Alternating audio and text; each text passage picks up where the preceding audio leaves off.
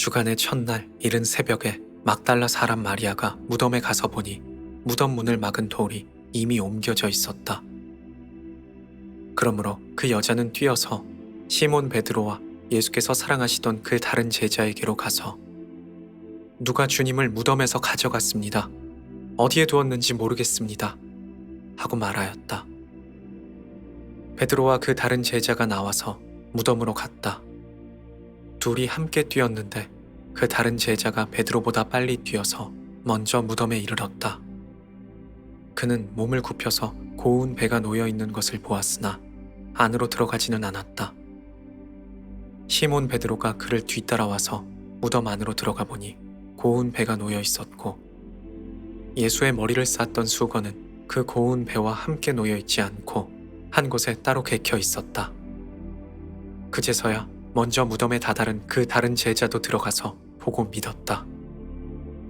아직도 그들은 예수께서 죽은 사람들 가운데서 반드시 살아나야 한다는 성경 말씀을 깨닫지 못하고 있었다. 그 제자들은 자기들이 있던 곳으로 다시 돌아갔다.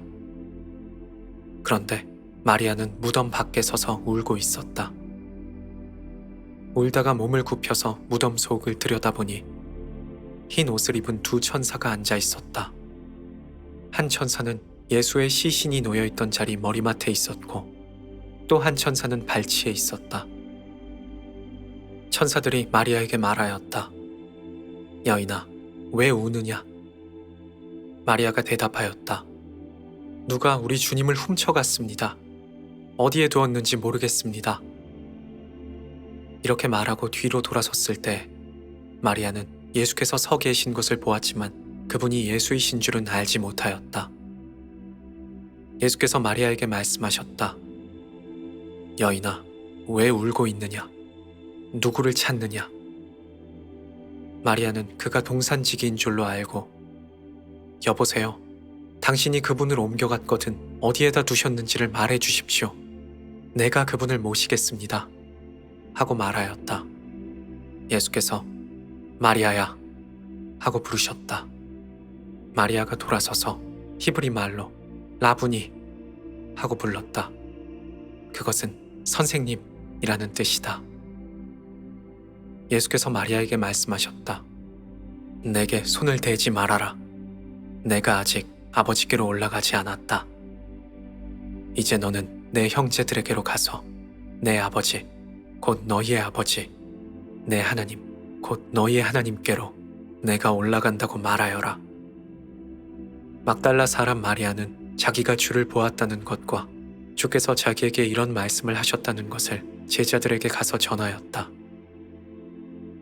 그날 곧 주간의 첫날 저녁에 제자들은 유대인들이 무서워서 문을 모두 닫아 걸고 있었다.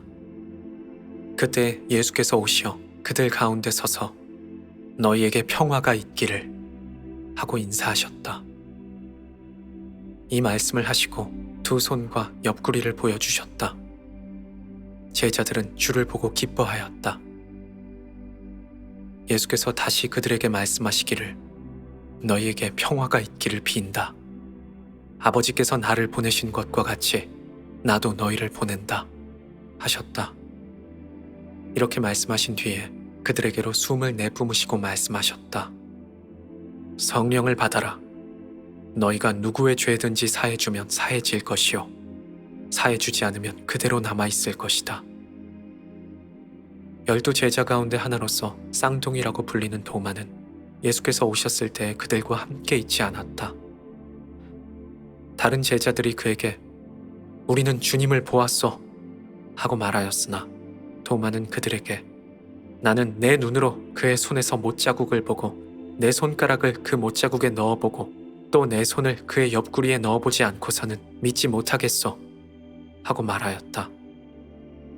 여드레 뒤에 제자들이 다시 집 안에 있을 때 도마도 함께 있었다. 문이 잠겨 있었는데 예수께서 오시어 가운데 서서 너희에게 평화가 있기를 빈다 하고 인사하셨다. 그런 다음에 도마에게 내 손가락을 이리 내밀어서 내 손을 만져보고 내 손을 내 옆구리에 넣어보아라.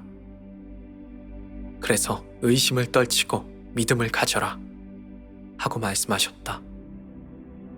도마가 예수께 나의 주님, 나의 하나님 하고 대답하니 예수께서 도마에게 말씀하셨다. 너는 나를 보았으므로 믿느냐? 나를 보지 않고도 믿는 사람은 복이 있다. 예수께서는 이 책에 기록하지 않은 다른 많은 표적도 제자들 앞에서 행하셨다. 그런데 여기에 이것이나마 기록한 목적은 그의 이름으로 생명을 얻게 하려는 것이다. 그 뒤에 예수께서 디베랴 바다에서 다시 제자들에게 자기를 나타내셨는데 그가 나타나신 경위는 이러하다. 시몬 베드로와 쌍둥이라고 불리는 도마와 갈릴리 가나 사람 나다나엘과 세베대의 아들들과 제자들 가운데서 다른 두 사람이 한자리에 있었다. 시몬 베드로가 그들에게 나는 고기를 잡으러 가겠소 하고 말하니 그들이 우리도 함께 가겠소 하고 말하였다. 그들이 나가서 배를 탔다. 그러나 그날 밤에는 고기를 한 마리도 잡지 못하였다. 이미 동틀 무렵이 되었을 때 예수께서는 바닷가에 서 계셨다. 그러나 제자들은 그가 예수이신 줄을 알지 못하였다. 그때 예수께서 제자들에게 얘들아, 뭘 좀 잡았느냐? 하고 물으셨다. 못 잡았습니다. 하고 그들이 대답하니 예수께서 그들에게 그물을 배 오른쪽에 던져라. 그러면 잡을 것이다. 하고 말씀하셨다. 제자들이 그물을 던지니 고기가 너무 많이 걸려서 그물을 끌어올릴 수가 없었다. 예수께서 사랑하시던 그 제자가 베드로에게 저분은 주님이시다 하고 말하였다. 시몬 베드로는 주님이라는 말을 듣고서 벗은 몸에 겉옷을 두르고 바다로 뛰어내렸다. 그러나 나머지 제자들은 배를 탄 채로 고기가 든 그물을 끌면서 해안으로 나왔다. 그들은 육지에서 100자 남짓밖에 떨어지지 않은 곳에 들어가 있었다. 그들이 땅에 올라와서 보니 숯불을 피워 놓았는데 그 위에 생선이 놓여 있고 빵도 있었다. 예수께서 제자들에게 말씀하셨다. 너희가 지금 잡은 생선을 조금 가져오너라. 시몬 베드로가 배에 올라가서 그물을 땅으로 끌어내렸다. 그물 안에는 큰 고기가 153마리나 들어있었다. 고기가 그렇게 많았으나 그물이 찢어지지는 않았다. 예수께서 그들에게 와서 아침을 먹어라 하고 말씀하셨다. 제자들 가운데서 아무도 감히 선생님은 누구십니까? 하고 묻는 사람이 없었다. 그가 주님이신 것을 알았기 때문이다. 예수께서 가까이 와서 빵을 들어서 그들에게 주시고 또 생선도 주셨다. 예수께서 죽은 사람들 가운데서 살아나신 뒤에 제자들에게 자기를 나타내신 것은 이번이 3번째였다. 그들이 아침을 먹은 뒤에 예수께서 시몬 베드로에게 물으셨다. 요한의 아들 시몬아, 내가 이 사람들보다 나를 더 사랑하느냐? 베드로가 대답하였다. 주님, 그렇습니다. 내가 주님을 사랑하는 줄을 주께서 아십니다. 예수께서 그에게 내 어린 양을 먹여라 하고 말씀하셨다. 예수께서 2번째로 물으셨다. 요한의 아들 시몬아, 내가 나를 사랑하느냐? 베드로가 대답하였다. 주님, 그렇습니다. 내가 주님을 사랑하는 줄을 주께서 아십니다. 예수께서 그에게 말씀하셨다. 내 양을 쳐라. 예수께서 3번째로 물으셨다. 요한의 아들 시몬아, 내가 나를 사랑하느냐? 그때 베드로는 예수께서 내가 나를 사랑하느냐 하고 3번이나 물으심으로 불안해서 주님, 주께서는 모든 것을 아십니다. 그러므로 내가 주님을 사랑하는 줄을 주께서 아십니다. 하고 대답하였다. 예수께서 그에게 말씀하셨다. 내 양을 먹여라. 내가 진정으로 내게 말한다. 내가 젊어서는 스스로 띠를 띠고 내가 가고 싶은 곳을 다녔으나 내가 늙어서는 남들이 너의 팔을 벌릴 것이고 너를 묶어서 내가 바라지 않는 곳으로 끌고 갈 것이다. 예수께서 이렇게 말씀하신 것은 베드로가 어떤 죽음으로 하나님께 영광을 돌릴 것인가를 암시하신 것이다. 이 말씀을 하시고 예수께서 베드로에게 나를 따라오너라 하고 말씀하셨다.